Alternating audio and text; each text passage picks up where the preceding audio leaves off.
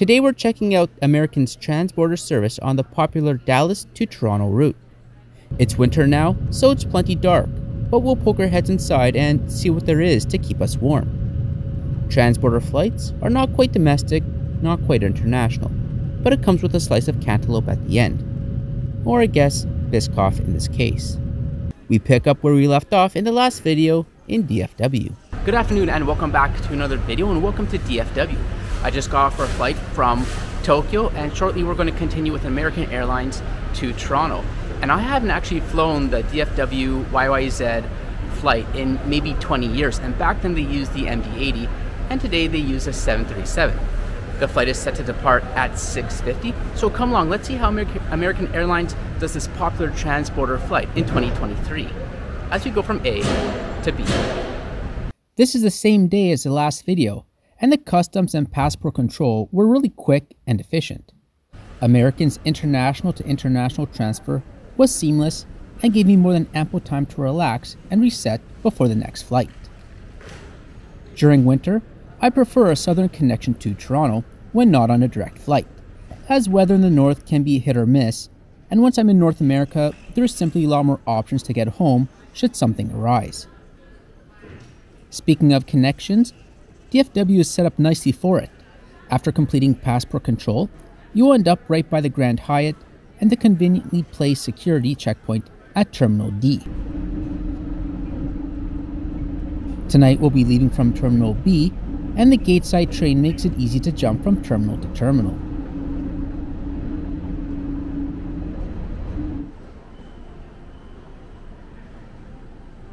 Terminal B didn't appear too busy this evening as I made my way around the semicircle building. There's a couple restaurants and merchants sprinkled about, and I stopped at McDonald's for a nibble along the way. Do you tend to gravitate towards sit-down restaurants, or do you generally pick up something on the go in your travels? Tonight we'll be departing from Gate 5, and what I noticed from American's gate signage is how small the flight number is presented. Sometimes there are several flights to the same destination, such as New York, LAX, Chicago, and it's obviously important to be at the gate that corresponds to your flight. I would think a larger font like the boards in 55 minutes would be a better choice. Anyway, here's our 737 after arriving from New York, which would take us to, well, York. We find ourselves comfortably seated in 17A, a main cabin extra seat in the emergency row. Boarding was quick and efficient, and we managed to push back 4 minutes early. Well done. Tonight we're on a 14-year-old Boeing 737-800 aircraft. American currently has an impressive 303 of these aircraft in their fleet, almost an unimaginable number, and it's the most common aircraft they fly. There's 172 seats distributed over business, main cabin, and main cabin extra. And there's 3 lavatories on board.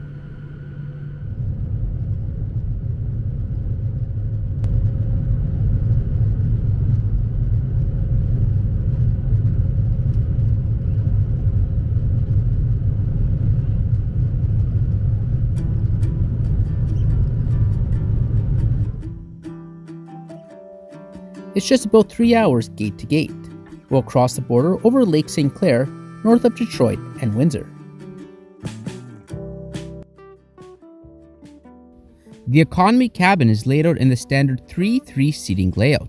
The first 2 rows of economy and the 2 emergency rows are marketed as main cabin extra, which provides dedicated storage bins and extra space. Main cabin extra passengers can also take advantage of Group 5 boarding. During the flight, the cabin had a nice blue glow. It's bright enough that you can get out of your seat and make your way around the cabin, and I prefer this to having the cabin near pitch black, like on our long-haul international flight. It's actually a bit brighter than what the camera picks up. I was pleased with the seats.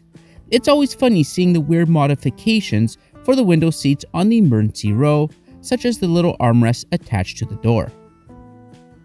The headrest was quite plush and easily adjustable, and I gave it the nod of approval. The seat back contains the in-flight entertainment guide and the September 2021 edition of the safety card.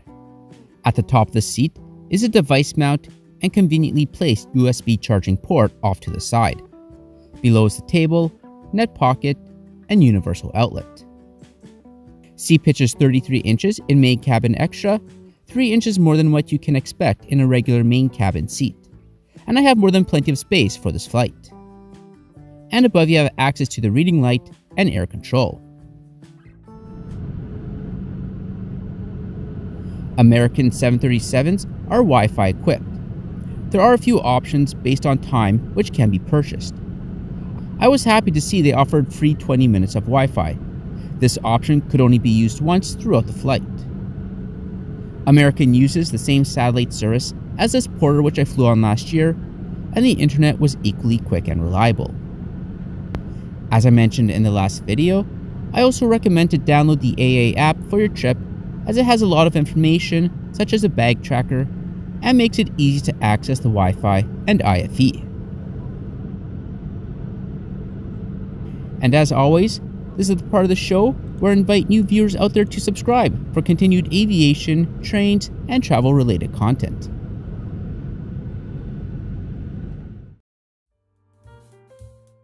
The leaflet in the seat back literature pocket provides information on what is available for food and beverages. I was surprised to see how small the food selection was. As much as airlines in Canada and the States play a similar game, it appears they differ in their approach to the onboard service. So thank goodness I stopped off at McDonald's earlier. The few food options are offered onboard flights that are longer than 1,300 miles, and we fall just a bit short of that. Cookies and pretzels were offered, and I went with my second choice, Di Saronno, as there was no Baileys on the plane, and I initially asked for coffee, as my body was feeling about, say, 8 AM at this point. Cocktails are included in the fare for main cabin extra. So cheers to another day of flying. It's been a very, very long day at that.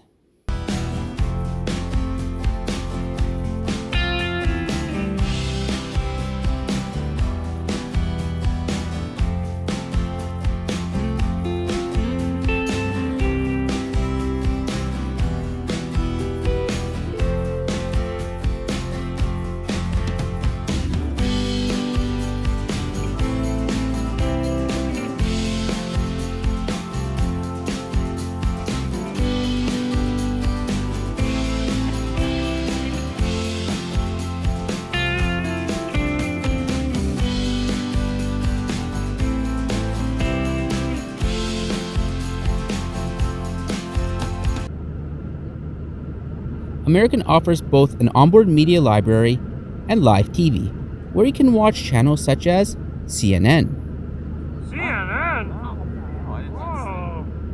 The live TV is one key difference compared to the media on American's international flights. However, live TV is only available while over the States, so at some point in a transborder flight, it's going to cut out, like it's doing right about here. And I have no idea how they make the service area for the TV so precise, but if you do know, leave a comment.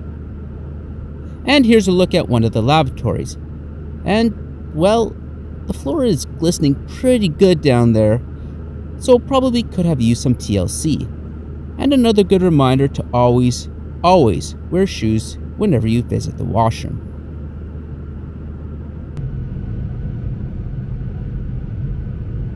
Overall, it was a calm evening flight up to Toronto.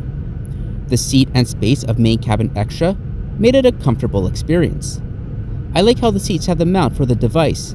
It's something I don't see too often in Canada, nor Japan, and it makes the experience better.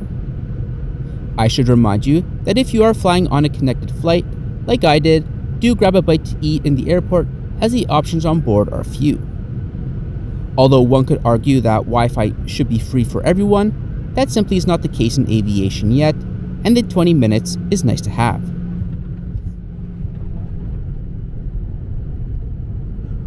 This was my second flight of my round-trip ticket from Tokyo to Toronto, which came out to $1,368, which included the $230 upgrade to main cabin extra.